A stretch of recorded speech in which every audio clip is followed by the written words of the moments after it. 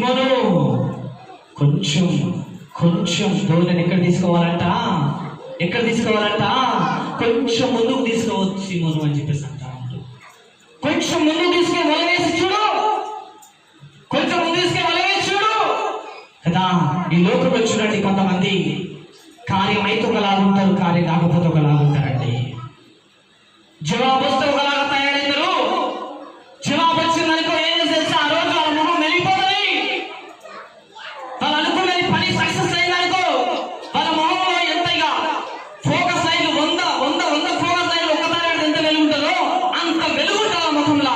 చర్చికి వచ్చి ఎప్పుడు చెప్పాలా సాక్ష్యము, ఎప్పుడు చెప్పాలని చెప్పేసి పరిగెత్తుకుంటూ చేసేసి తెలుసా, మైకు పెట్టుకుని తెలుసా, నా దేవుడు నా జీవితం కార్యం చేసి అని చెప్పేసి సాక్ష్యం సంతోషంగా చెప్తారండి.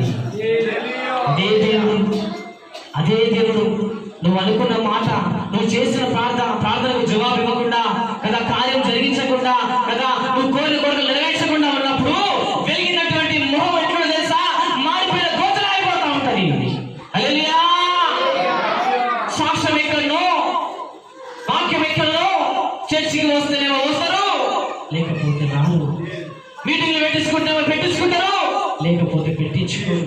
విశ్వాసం పెడితేనేమో పెడతారు, లేకపోతే పెట్టరు. ఎందుకు బ్రదర్ మళ్ళీ చర్చ రావట్లేవు అంటే, ఇంకేం వస్తలే, ఏడుంది ఆ బిజినెస్ నాకు సక్సెస్ అయితే అని చెప్పేసి అనుకున్నా, ఏడుంది బిజినెస్ పోయిందంతా. దేవుడు కూడా నాకు వ్యతిరేకంగా మాట్లాడుతున్నారు కదా, నేను చర్చికి రాను. దేవుడు కూడా నాకు వ్యతిరేకమైన పనులు చేస్తున్నాడు, నేను మందిరానికి రాను. ఎక్కడ బ్రదర్ నేను చేసిన ప్రతి పనంతా ఫెయిల్ అయిపోతుంది, నేను చేసిన ప్రతి పనంతా ఫెయిల్ అయిపోతుంది. ఎక్కడుంది సాక్ష్యం, ఎక్కడుంది కార్యం, ఎక్కడుంది దేవుని మహిమ చూపించు అని చెప్పేసి ఏం చేసి తెలుసా, వెనుకంజ వేసి వెళ్ళినటువంటి సంఖ్య ఎంతో మంది ఉండండి క్రైస్తవులు. హల్లెలూయా. అక్కడ సీమోను కూడా అదే మాట అనొచ్చు, సీమోను కూడా అదే మాట అనొచ్చు. ఇక్కడ వేస్తారా, ఇంకెక్కడ పడతాయి ఆ చేపలు, పుట్టిన దగ్గర నుంచి చేపలు పడతానే ఉన్నా. నేను ఈ సముద్రంలో పుట్టి పెరిగినా, ఈ దోణలను పెట్టి పెరిగినా, ఈ సముద్రంలో చేప ఉంది, ఎండ్రికాయ ఉంది, పీతలు ఆడున్నాయి, జర్రెలు ఆడున్నాయి, వాళ్ళ పాములు ఆడున్నాయి, అని చెప్పి మొత్తం నాకు తెలుసు యేసయ్యా. నాకు వచ్చి నువ్వు చేప కింద చెప్తున్నావు ఏంది యేసయ్యా అని చెప్పేసి అనొచ్చు. హల్లెలూయా అనొచ్చు ఖచ్చితంగా. నాకు వచ్చి నువ్వు చేప కింద చెప్తున్నావు ఏంద్రా నాయన అని చెప్పేసి. సంసారం దగ్గరికి పోయి, సంసారం ఎల్లబెట్టే దగ్గరికి పోయి నువ్వు గట్ల కూడా ఇట్లా వేస్తే బాగుండవు అని చెప్పేసి అంటే ఏమంటారు తెలుసా, నువ్వు నాకు వచ్చి చెప్తున్నావు రా బుద్ధి, నువ్వు నాకు చెప్తున్నావు నా కళ్ళ ముందర పుట్టి పెరిగి నిన్న పెద్దనై నా దగ్గరకు వచ్చి నాకే బుద్ధి చెప్తున్నావు, శాప కింద చెప్తున్నారా అంటారా, శాప కింద చెప్తున్నావు అని చెప్పేసి మనుషులు అంటారు. అక్కడ సీమోను కూడా యేసయ్యతో అదే మాట అనవచ్చు.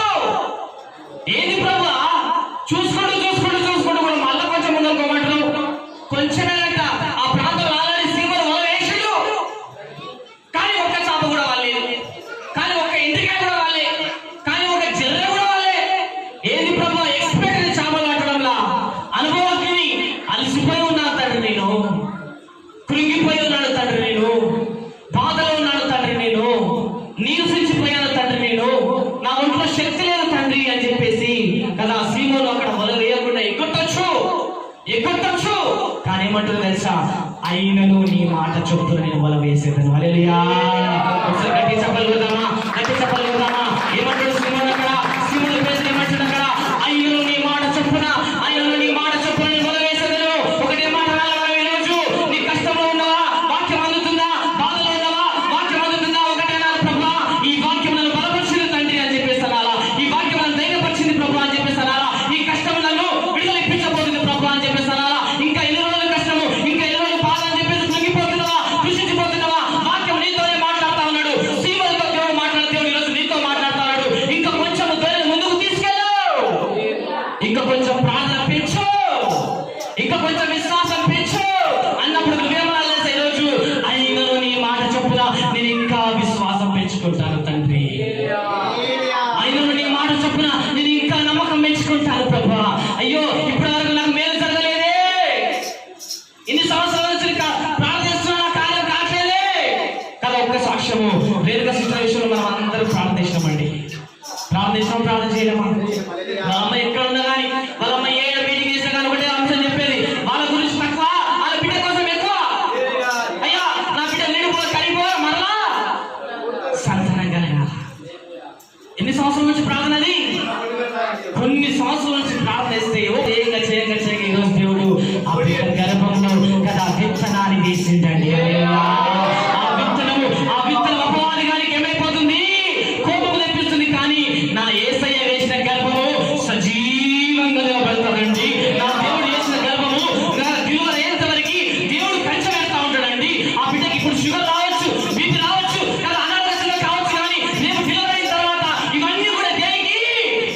సంతోషానికి, తన మేలులకే, తన బిడ్డ గర్భంలో ఉన్నటువంటి బిడ్డని విలువైన చేతులు పట్టుకొని సాక్ష్యం చెప్పబోతా ఉంటే ఏదో తెలుసా, నేను గర్భంతో ఉన్నప్పుడు నాకు షుగర్ వచ్చింది, నేను గర్భంతో ఉన్నప్పుడు బీపీ వచ్చింది, అయినా కూడా నా దేవుడు నన్ను విడిచిపెట్టలేడు.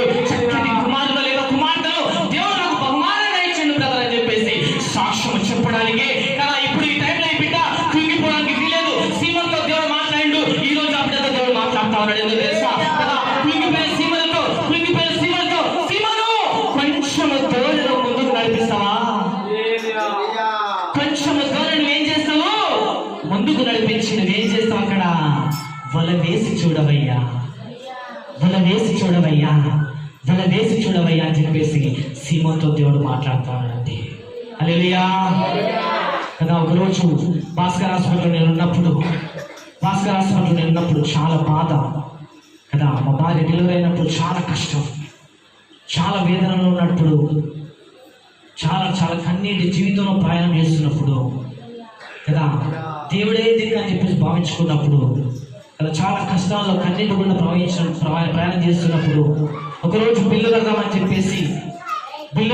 చెప్పేసి కౌంటర్ దగ్గరికి, క్యాషియర్ కౌంటర్ దగ్గరికి బిల్లు కడతా ఉన్నా, స్కానింగ్ బిల్లు కడతా ఉంటే నా వెనకాల ఒక సిస్టర్ నిలబడ్డది కదా.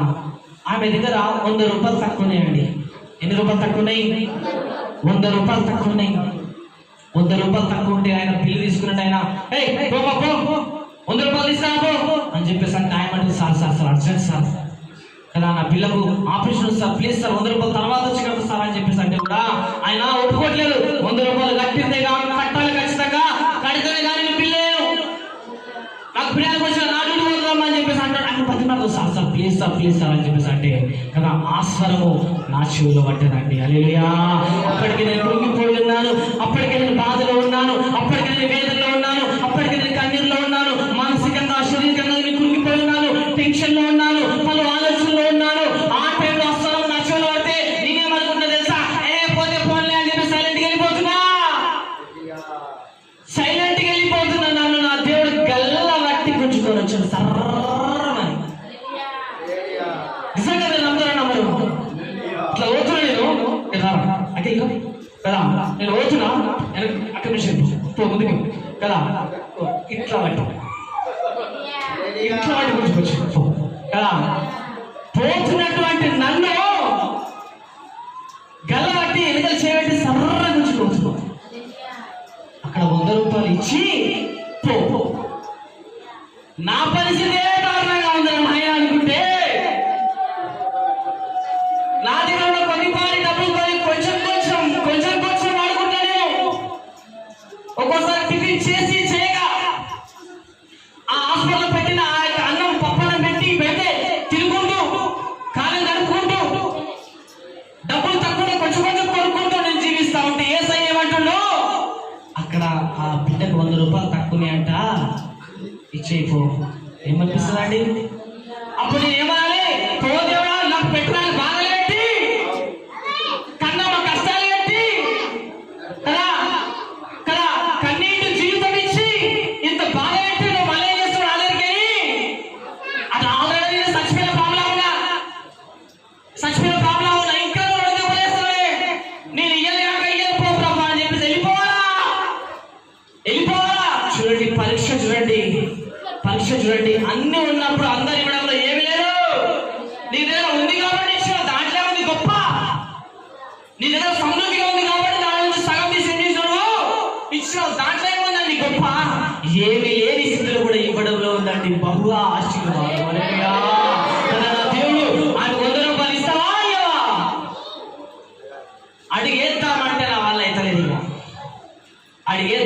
వాళ్ళ అయితే లేదు అని చెప్పేసి 100 రూపాయలు తీసుకుని, అమ్మా అక్క తీసుకొని ఫీజు కట్టుకొని చెప్పేసి 100 రూపాయలు ఇచ్చేసిన. కరెక్ట్గా 6 రోజులు గడిచిందండి. హల్లెలూయా. దేవుని కార్యాలు చూడండి ఎట్లుంటాయో. కరెక్ట్గా 6 రోజులు గడిచింది. మా భార్య MRI స్కానింగ్ అయిపోయిన తర్వాత నేను బయటకు వచ్చి టెన్షన్ పడుతున్నా, బాధపడుతున్నా. ఏది ఇట్లా అయిపోయిన జీవితం అని చెప్పి బాధపడుతుంటే కదా, నేను బాధపడతా ఉంటే ఆ కుర్చీ మీద కూర్చొని బాధపడతా ఉంటే నా పక్కన ఒక వ్యక్తి కూర్చొని నన్నే చూస్తున్నాడు ఇట్లా. ఏమైందన్నా అని చెప్పేసి ఏమైందన్నా అని చెప్పేసి, ఏం కాదు బ్రదర్, నా భార్య డెలివరీ ఎందుకు ఇట్లా స్కానింగ్ తీసినాం అని చెప్పేసి అంటే కదా, అట్లా నా బ్రదర్ అని చెప్పేస్తున్నాను. అవును బ్రదర్ అని చెప్పేసి, ఎక్కడ ఉంటారు అని చెప్పేసి నేను అడిగాను. సిటీలో ఉంటాడు ఆయన, ఇక్కడ ఎందుకు వచ్చి బ్రదర్ అని చెప్పేసి నేను అడిగాను. అంటే ఆయన ఏమంటే తెలుసా, ఈరోజు మా అమ్మతో పాటు, మా అమ్మ 40 సంవత్సరాల క్రితము వాళ్ళ అమ్మతో పాటు ఇంకొక ఆవిడ కూడా పుట్టిందంట. కవల పిల్లలు ఇద్దరు పుట్టిందంట. ఆ కవల పిల్లలు పుట్టినప్పుడు వాళ్ళ అమ్మ బతికింది, ఆమెతో పాటు పుట్టినటువంటి వ్యక్తి చనిపోయిందంట. చనిపోయిన రోజు అంట ఆ రోజు. అయితే నా సాంప్రదాయం ఏంటంటే బ్రదర్, ఈ చనిపోయిన రోజు నేను ఏం చేస్తా అంటే హాస్పిటల్కు ఎక్కడికి వెళ్ళి నేనేం చేస్తా కదా, డబ్బులు కొంతమందికి ఇచ్చి వెళ్తుంటా అని చెప్పేస్తాను. హల్లెలూయా. బాధలో ఉన్న వాళ్ళ దగ్గరికి వెళ్ళి, కష్టంలో ఉన్న వాళ్ళ దగ్గరికి వెళ్ళి నేను ఏం చేస్తా, చనిపోయిన రోజు కాబట్టి మా పెద్దమ్మలో చిన్నమ్మలో గుర్తింపుగా కొంతమంది డబ్బులు సహాయం చేద్దామని వచ్చిన బ్రదర్. ఇక్కడ ఎవరికి సహాయం చేయాలో నాకు అర్థమవుతలేదు బ్రదర్ అని చెప్పేసి అనగా నాకేం అర్థమవుతలేదు. ఈయన నా దగ్గరికి వచ్చి ఎందుకు వచ్చిండు, నన్నే ఎందుకు చూసిండు, నాతో ఎందుకు మాట్లాడుతున్నావు అని చెప్పేసి, ఎన్ని ఇస్తావు బ్రదర్, ఎన్ని ఇద్దామనుకుంటున్నావు బ్రదర్ అని చెప్పేసి, 3016 రూపాయలు ఇద్దామనుకుంటున్నావు బ్రదర్ అని చెప్పేసి, సరే బ్రదర్ ఇష్టం కానీ ఇచ్చిపోని చెప్పి సైలెంట్ గా కదా. ఎవరికో ఎందుకు బ్రదర్, ఆ డబ్బులు నీకే ఇస్తా తీసుకుంటావా అని చెప్పేసి ఆకలితో ఉన్నవాడికి బిర్యానీ దొరికితే వాడు వద్దడా, నేను అసలే ఆకలితో ఉన్నా కదా, డబ్బులు ఎవరు ఇస్తాడు అక్కడ వద్దడా, ఏ వద్దులే బ్రదర్ చెప్పి మీరు కన్నా లోపలే ఉంటాయి కదా, ఖచ్చితంగా తీసుకోవాలనిపిస్తా ఉంటది. ఆయన ఏం చేసి తెలుసా కదా, నీ ఫోన్ లో అకౌంట్ లో కొడతా అని చెప్పేసి అంటే ఈ లోకంలో మంచి లేదు, మోసాలు నడుస్తున్నాయి. ఫోన్ పే గూగుల్ పే అని చెప్పేసి ఉన్నదంతా గుంజుకోవాలి, ఉన్నదంతా గుంజుకొని అకౌంట్ ఉంటే కదా గుంజుకోవడానికి కదా, 2000 3000 ఏమి లేవు అని చెప్పేసి కదా, వెంటనే phone pay Google pay number ఎత్తే 3016 రూపాయలు వేసేసినట్టు.